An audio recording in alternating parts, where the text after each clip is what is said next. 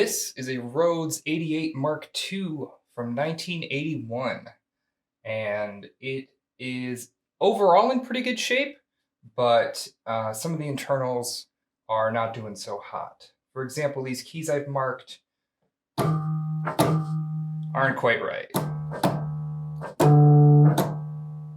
So let's crack it open and see what's going on.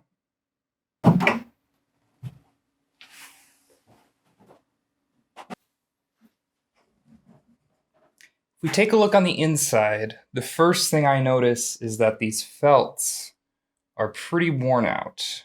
They're almost hard and really frayed. Also, these grommets on the tone bars, they go bad by getting hard, and you lose a lot of resonance with the tines. The last thing to note is the hammer tips, these rubber tips here. They also get hard and they don't perform as well as they should. So what I'm gonna do, I got approval for this a few weeks ago and ordered some parts. I'm gonna go through and do basically a full restoration. I'm gonna replace all the hammer tips, all these felts, all of these grommets, and we're gonna get this thing back into tip-top shape and get it playing like it should. One more thing to mention before I get into it, these felts will also need to be replaced. Interestingly, there's this little bump on the key right here. And before 1978, that wasn't there. And these are a lot harder to play. I restored another one of these where we added bumps to all of the keys so that it would play much nicer, and the difference was night and day. But this one already has it, so no need this time. So I think I'm going to start with these felts. Since the glue for these is contact cement, it's kind of messy. I want to get that out of the way. And then I will get to the grommets and then the hammer felts and tips. So let's get these keys out and the felts off. So just to kind of show you what I'm doing here, we're removing these old felts. Simple as just kind of peeling it off. Well, that one came out really clean. Some of them leave quite a bit of residue, so I will then scrape that off. The fun part about this project is that I have to do everything 88 times. Let's go. So we're putting the new felts on now.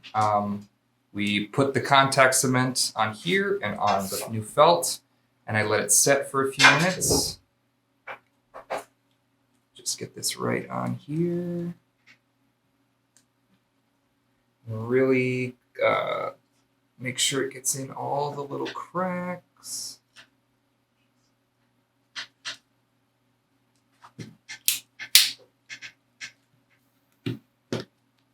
And that's one key.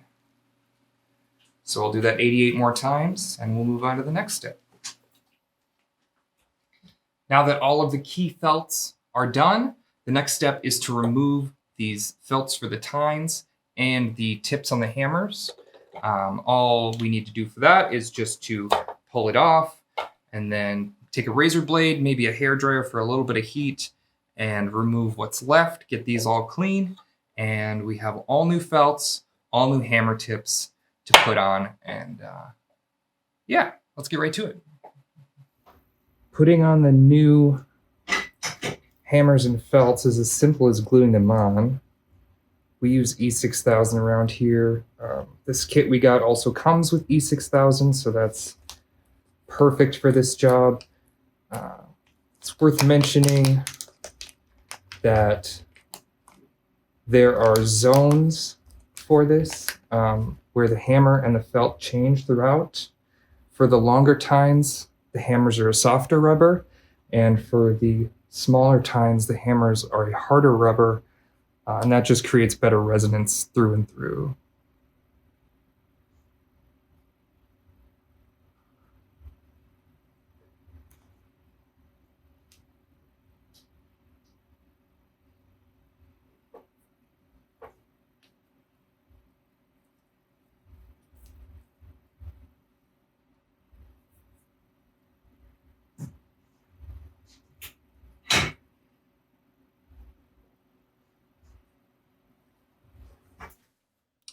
So now that all of the hammer tips and felts have been replaced, we're going to let that cure for 24 hours. And in the meantime, let's move on to the harp.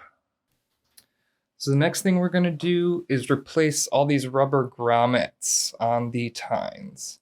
So what that's going to do, over time, these grommets will harden and the vibrations from the tine get transferred more and more into the body of the harp. So replacing these will isolate the vibrations more and we'll get much better sustain out of it. The kit we got also gives us new screws and washers, so we'll just replace all of them to get it nice and fresh looking.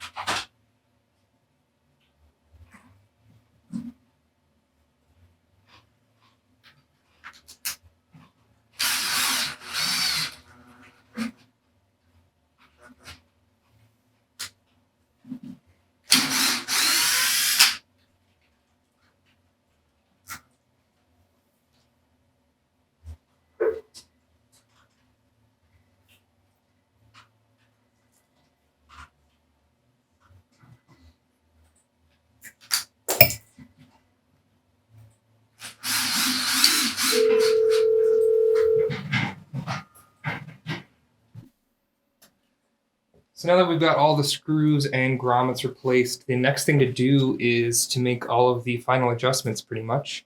And while the glue is still drying on the hammer tips and felts, what I'm going to do is adjust the tines to the right position, and then we won't be able to tune it until it's all back together. But I'm going to show you how to do that on a couple of tines here. This first one I've already adjusted. Basically, you want it kind of less than 1 millimeter away from the pickup. Don't want it touching though. And then on this axis, you want it just above the pickup. That makes it so that when you're playing softly, you get a really nice rounded tone. And then if you hit it a little harder, the note opens up and is a little brighter. So how we do that is we have adjustments on this side, the pickup side, and on this side on the tine side. So you can see this second tine is it's in the right position close-wise, but it's right in the middle of the pickup. So what I'm going to do is back off on this, and that brings it up just enough to be in the right position. You can see this third one is totally touching the pickup. That's not good. It'll sound pretty terrible, I think. So we're going to loosen up the pickup and pull it back a little bit.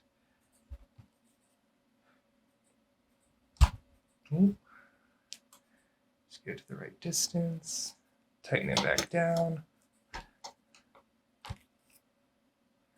And then now it's a little high, so I'm going to move it down just a touch. And I'm going to do that 85 more times.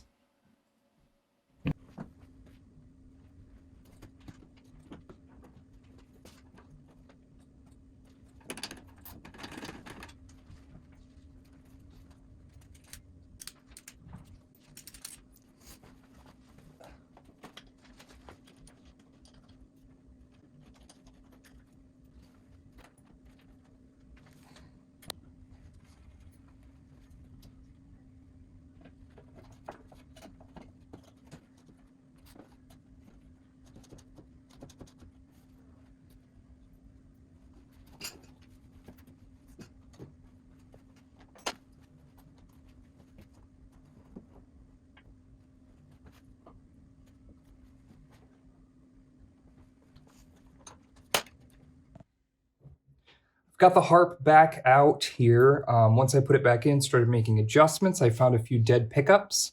I knew that there were a couple dead pickups, but I wanted to go through and make sure I found them all. Turns out there were 8. And I've already replaced a few, but I just wanted to show you kind of the process of replacing one. So here I've marked this one as dead. One good way to tell is I can plug it in here and turn my mixer up.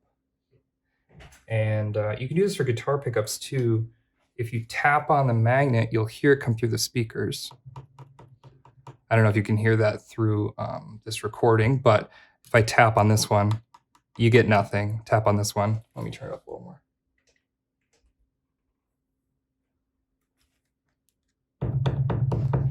You can hear that. Totally dead. So that just shows us that that pickup is dead.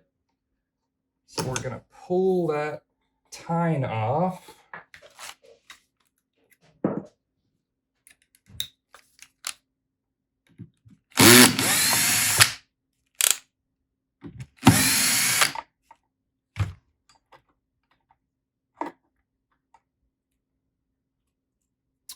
And we have the leads here that go across all the pickups. We're gonna need to desolder those, remove the pickup, and then swap her out with new old stock.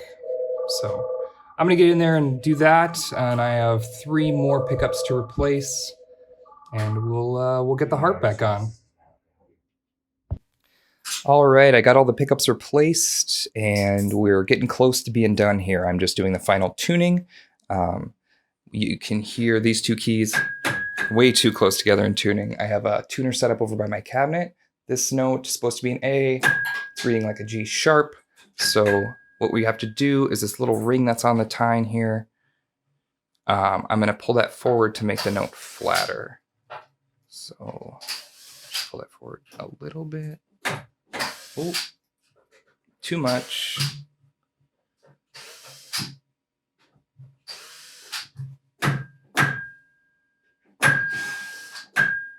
Looks like we'll have to adjust the time so we have a little bit more space.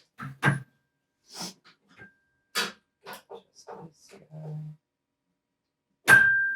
we go. And that's just about right. Next one is perfect. Moving up and continue to go and tune and make adjustments all the way up. They do get harder to tune as you go up since the tine is shorter. But we will get there in the end. I have about 2 more octaves to tune.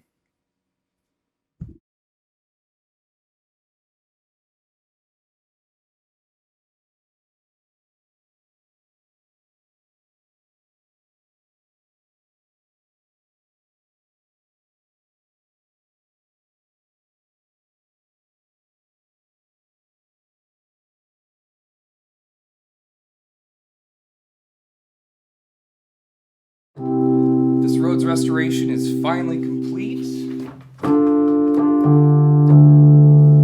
We did a lot. I replaced all of the hammer tips, all of the felts on the keys and the stopper felts. And it's playing great again. It's playing basically like new. I also went through, most of my time was spent adjusting all of the tines and tuning everything, making sure everything's hitting in the right spot and dampens when it needs to dampen. And now it's all back together, working great. I think the customer's gonna be really happy with this.